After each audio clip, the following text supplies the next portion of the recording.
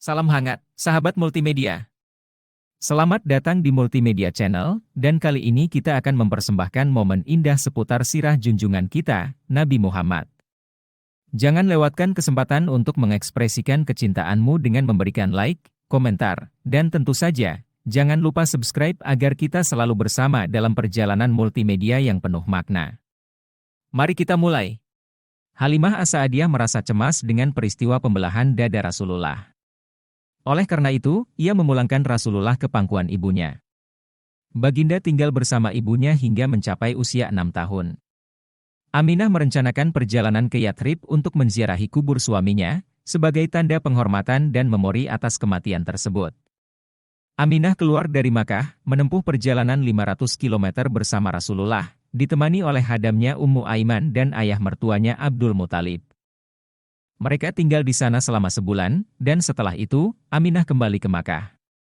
Namun, dalam perjalanannya, Aminah jatuh sakit dan meninggal di tempat yang disebut Al-Abwa, yang terletak di antara Makkah dan Madinah. Abdul Muthalib membawa Rasulullah pulang ke Makkah dengan kasih sayang yang mendalam kepada cucunya yang yatim piatu. Meskipun dalam duka yang mendalam, Abdul Muthalib tidak pernah meninggalkan Rasulullah sendirian serta mengutamakan Rasulullah di antara cucu-cucunya. Ibnu Hasyim menceritakan, biasanya di sekitar Ka'bah dihampar sebidang tikar khusus untuk Abdul Muthalib.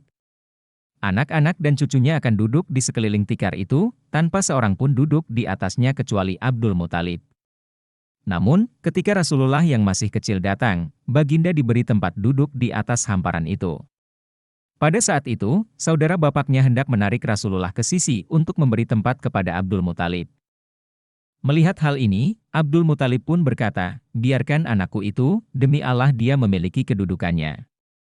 Kemudian, beliau duduk di sebelah Rasulullah di atas hamparan itu, mengusap-usap pundak Rasulullah, dan senang dengan segala perilaku Rasulullah. Pada usia 8 tahun 2 bulan 10 hari, Abdul Muthalib meninggal dunia di Makkah. Sebelum wafat, beliau sempat berwasiat dan menyerahkan asuhan Rasulullah kepada Abu Talib, saudara kandung ayah Rasulullah. Abu Talib, paman Rasulullah, memikul tanggung jawab menjaga anak saudaranya dengan sebaik-baiknya. Beliau menempatkan Rasulullah bersama-sama dengan anak-anaknya dan memberi keutamaan kepada Rasulullah dengan keistimewaan, penghormatan, dan sanjungan. Selama 40 tahun, beliau menyokong, melindungi, dan bahkan sanggup berkelahi untuk Rasulullah. Ketika usia Rasulullah mencapai 12 tahun, atau mungkin 12 tahun 2 bulan 10 hari. Rasulullah berlayar bersama Abu Talib untuk berdagang di wilayah Syam. Ketika mereka sampai di Basrah, bagian dari wilayah Hauran di bawah kekuasaan Rom, mereka bertemu dengan seorang pendeta bernama Jarjis, yang dikenal sebagai Buhaira. Ketika rombongan tiba, Buhaira keluar untuk menyambut mereka, meskipun ini bukan kebiasaannya karena sebelumnya dia tidak pernah keluar untuk bertemu siapapun. Buhaira mengenali Rasulullah melalui semua sifat-sifatnya. Ketika dia memegang tangan Rasulullah, Buhaira berkata, "Inilah penghulu dunia sejagat, inilah orang yang diutuskan Allah sebagai rahmat untuk seluruh alam." Abu Talib bertanya, "Dari mana Tuan memperoleh informasi ini?" Buhaira menjawab, "Tahukah kamu bahwa ketika kamu mendekati Al-Aqabah, tidak ada batu atau pohon yang tidak tunduk sujud kepadanya? Sujud seperti ini hanya terjadi untuk seorang nabi. Aku mengenali pada Rasulullah Hatam al-Nubuwah, penutup kenabian. Itu terletak di belakang Rasulullah, di bawah tulang dayung, berbentuk seperti epal. Semua sifat-sifat baginda tersebut tercatat dalam kitab-kitab kami." Kemudian, Buhaira meminta Abu Talib membawa Rasulullah kembali ke Makkah dan tidak membawanya ke wilayah Syam karena takut akan tindakan jahat dari pihak Yahudi. Oleh karena itu, Abu Talib mengirim Rasulullah untuk berpatah balik ke Makkah bersama dengan beberapa orang suruhan. Peperangan Al-Fujjar. Ketika Rasulullah berusia 15 tahun, terjadi suatu perang yang terkenal dengan sebutan Perang Al-Fujjar, yang disebut demikian karena tindakan kejahatan terjadi selama bulan-bulan haram. Pihak pertama terlibat adalah Quraisy dan Kinanah, sedangkan pihak kedua adalah Qais bin Ilan. Pemimpin Quraisy dan Kinanah adalah Harb bin Umayyah, diakui karena status dan usianya. Awalnya, keunggulan berada di pihak Qais, namun tengah hari, Kinanah berhasil menguasai medan pertempuran. Diceritakan bahwa Rasulullah ikut serta dalam perang ini, menyediakan anak panah untuk pamannya. Perjanjian Al-Fudul. Setelah perang Al-Fujjar, dibuatlah perjanjian pada bulan Zulkaidah, salah satu bulan haram. Suku Quraisy, seperti Bani Hashim, Abu Abdul Muthalib, Asad bin Abdul Al-Uzza, Zuhrah bin Kilab, dan Taim bin Murrah, diundang untuk berkumpul di kediaman Abdullah bin Jadan Al-Tayyimi, yang dihormati karena kedudukannya dan usianya yang tertua di antara mereka. Dalam perjanjian ini, mereka sepakat untuk mendukung siapapun yang menjadi korban ketidakadilan dan bertindak melawan penindas, untuk mengembalikan hak kepada pemiliknya. Rasulullah juga ikut serta dalam perjanjian ini, menyatakan kepuasannya, "Daku telah menyertai satu perjanjian yang dilangsungkan di rumah Abdullah bin Al-Jadan. Perjanjian ini lebih menyenangkan hatiku daripada unta-unta gemuk, dan jika aku diundang dalam Islam, pasti aku akan segera setuju." Hidup penuh kepedihan.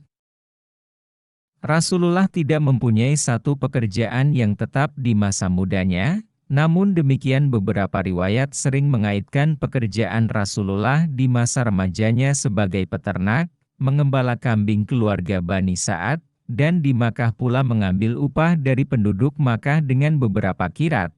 Ketika Rasulullah berusia 25 tahun, Rasulullah pergi ke negeri Syam sebagai peniaga dengan modal dari Khadijah radhiyallahu anha. Khadijah binti Khuwailid adalah seorang wanita peniaga, mempunyai kedudukan mulia dan banyak harta. Biasanya beliau menawar peniaga-peniaga untuk berniaga dengan hartanya, dengan berkongsi keuntungan, terutamanya orang-orang Quraisy yang terkenal sebagai ahli perniagaan. Berita tentang Rasulullah dengan keimanan dan kebenaran perkataan-perkataannya serta ketinggian akhlaknya yang mulianya sampai ke telinga Khadijah. Tanpa menunggu lama Khadijah mengirim utusan, menawarkan kepada Rasulullah untuk berniaga dengan hartanya ke negeri Syam. Khadijah menjanjikan Rasulullah untuk memberi kongsian lebih tinggi dari yang biasa diberi kepada peniaga-peniaga lain. Khadijah mengirim seorang budak bernama Maisarah untuk menemani Rasulullah hingga ke negeri Syam, dan tawaran itu pun diterima Rasulullah dengan baik. Pernikahan Rasulullah dengan Khadijah radhiyallahu anha.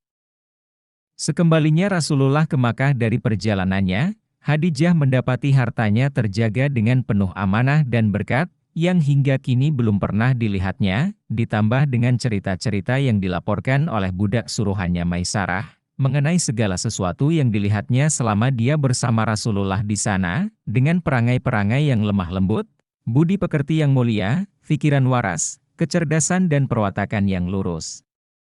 Kini Khadijah sudah menemukan mutiaranya yang hilang.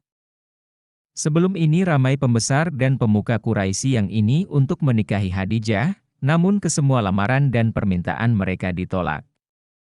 Kini cita-citanya itu disampaikan kepada sahabat karibnya Nafisah binti Manya. Nafisah kemudian menemui Rasulullah untuk menyampaikan maksud Khadijah kepada Rasulullah, untuk menikahinya.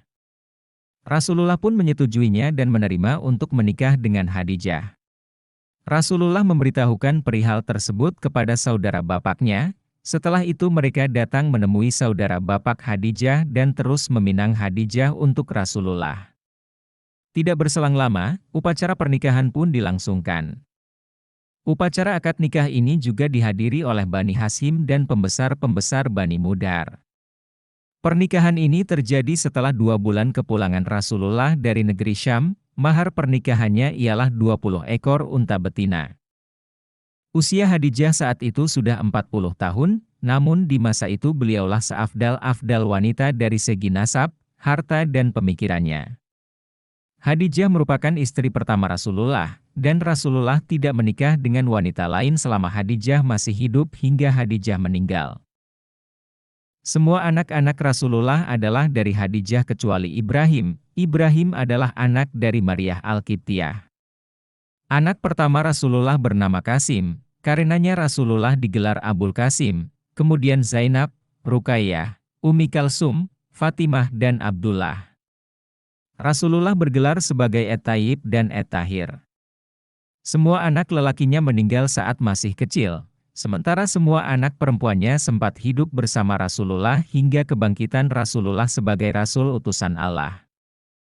Semua anak Rasulullah memeluk Islam dan kesemua mereka berhijrah. Semua mereka ini wafat semasa Rasulullah masih hidup, kecuali Fatimah. Fatimah wafat setelah 6 bulan wafatnya Rasulullah. Terima kasih telah menemani kami dalam menelusuri kisah kehidupan Rasulullah dalam episode kali ini. Namun, perjalanan ini belum berakhir. Kami akan melanjutkan eksplorasi kisah luar biasa Rasulullah dalam episode berikutnya. Sampai jumpa di episode berikutnya, sahabat multimedia. Mari terus belajar dan mengambil hikmah dari setiap kisah yang kami bagikan. Terima kasih atas partisipasi dan dukungan Anda.